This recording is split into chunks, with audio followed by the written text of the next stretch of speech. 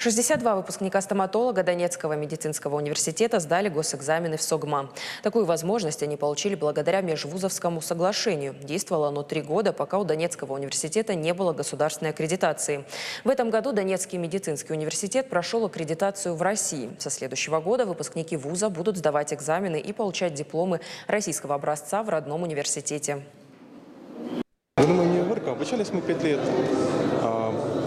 Всегда хотел с детства быть стоматологом. У меня вся семья врачи, очень много врачей.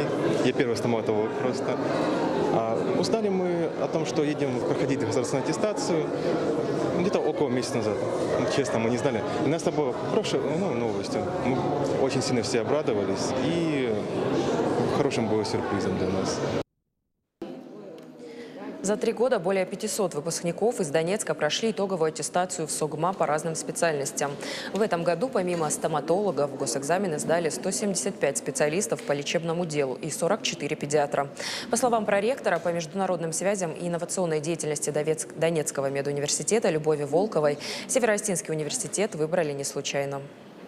Диплом именно Северо-Остинской госмедакадемии очень ценится везде, на всем пространстве Российской Федерации, далеко за ее пределами.